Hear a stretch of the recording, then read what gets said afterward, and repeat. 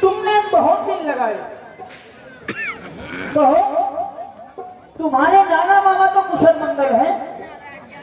हाँ माताजी, सब प्रकार से कुशल है, मगर मुझे अभी तक पिताजी के दर्शन नहीं हुए। वे कहाँ हैं? बेटा, जरा धैर्य से काम लो। सफर की थकान को उतारो, धीरे धीरे सब बता दूंगी। मेरी थकान तो पिताजी के दर्शन करते ही दूर हो जाएगी।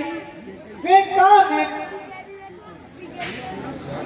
बेटा, पहले थोड़ा खा पी लो और फिर धीरे धीरे सब बता दूंगी।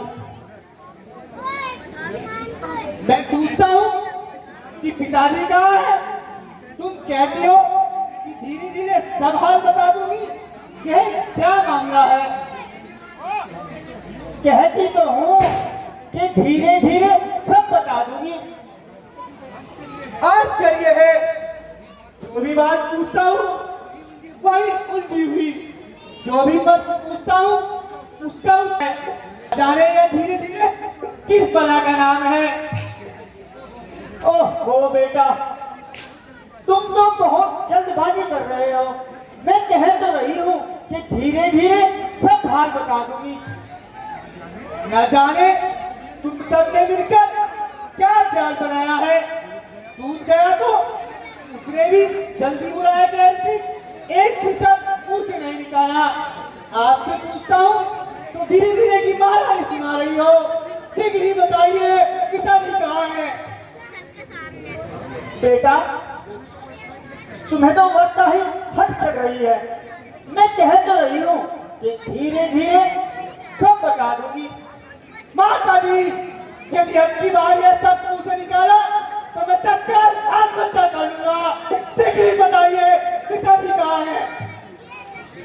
बेटा, शोर कि तुम्हारे पिताजी स्वर्ग सिधार गए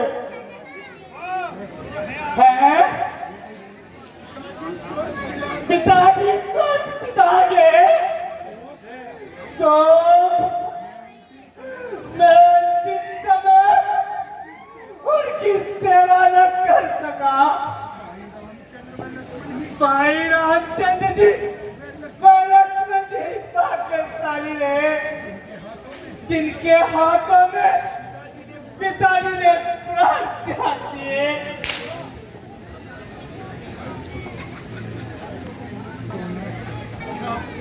अच्छा, यह बताइए कि उन्हें रोग क्या था? रोग तो कुछ नहीं था बेटा, बस हाय राम हाय लक्ष्मण कहकर प्राण त्याग दिए। है? क्या कहा? भाई रामचंद्र जी व लक्ष्मण जी भी उपस्थित नहीं थे? वे तो पहले ही वनों को चले गए थे। उन्हीं के वियोग में महाराज ने प्राण त्याग दिए। तुम्हें तो याद तक नहीं किया। हाय, ऐसा अनर्थ कि चार चार पुत्रों के होते हुए अंतिम समय एक भी पास न रहा। श्री रामचंद्र जी ने ऐसा कौन सा अपराध कर दिया था जो अनजाने से विवश हुए? जरा समझ बताने की कृपा करें। बेटा, असल बात तो यह है कि महाराज ने रामचंद्र को राज तिलक देने की तैयारी की थी। मुझे तो खबर तक भी नहीं थी। भला हो बेचारी मंथरा का, उसने गुलाल से मुझे अवगत करा दिया। मैंने किसी समय महाराज से 2 वचन मांगे थे।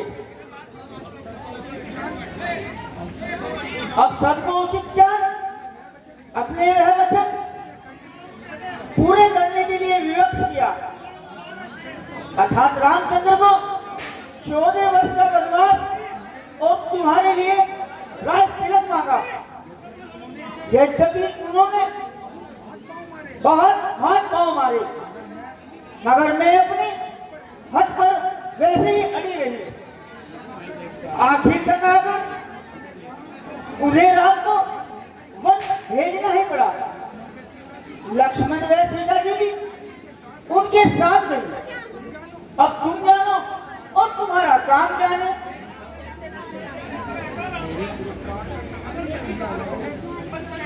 मेरे पुरस्कार का समय भी अभी आया है। कब देखती क्या है पड़ा गए।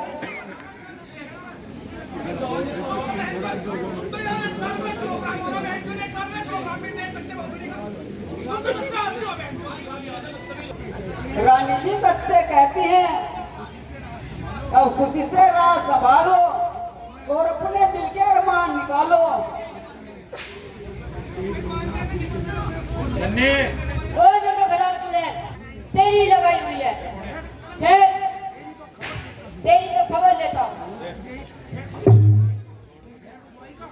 तुझे खेत बुआई का पुरस्कार देता हूँ।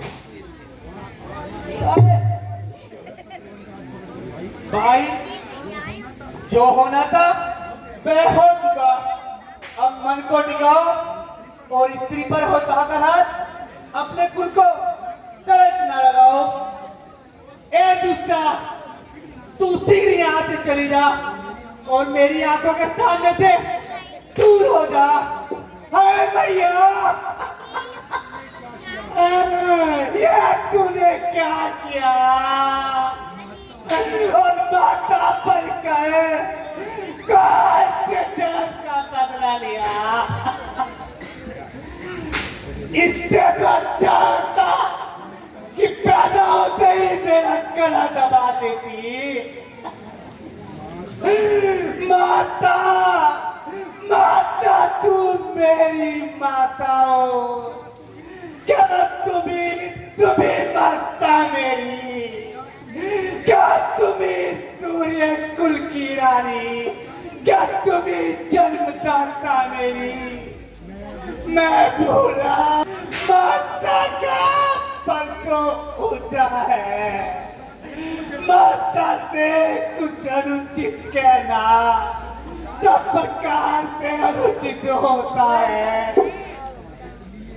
इसलिए एक ही मार्ग भूले भड़के को पाता है। वह नहीं आज से माता है जो नहीं आज तक माता है। तुम मन में ये कल्पना करो, बेटा ही नहीं तुम्हारे हैं। हम समझे कि वे माँ के हैं, माता ही नहीं हमारे हैं। तब सिक्का हो गया है तो अब है कोमल पतरा। माता ना माता रही आज तो बरतना हमसे बरतना।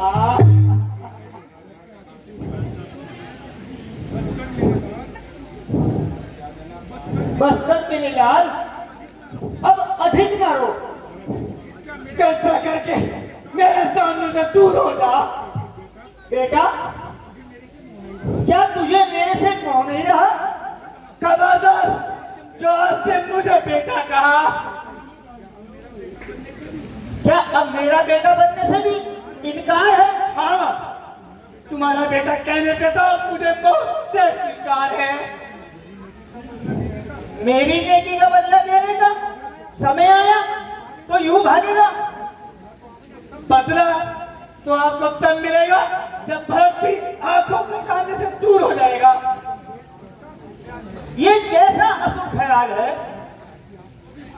ताकि आपको भी मालूम हो जाए कि माता कौशल्या जी ये श्री रामचंद्र जी के वियोग का किस प्रकार मलाल है। वह सुकुमारी माता सीता वन में को कर रहती होगी। कैसी अवस्था कड़ी धूप सिर पर अपने सहती होगी। दिन में तपती बालू में नदियां विकल्प होती होगी, रजनियां सूखे पत्तों पर या कांटों पर सोती होगी। वन में श्री राम सनत भाई सौमित्र सही का भ्राता हो, घर में कुबड़ी सी ताती हो जैसी पाता हो। इतने दुख पर यह ब्रज किया, छोड़े हैं प्राण पिताजी ने, क्या यही देखने को नारा नवजीवन मुझ दुर्भागी में। शत्रुघ्न किनारे सलयुग के, मुझको भी तुम पहुंचा देना, तो जब भी पिता का दाह कर्म मेरी भी चिता जला देना।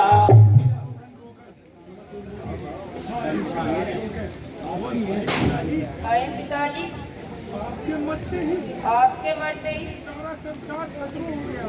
सारा संसार ही शत्रु हो गया।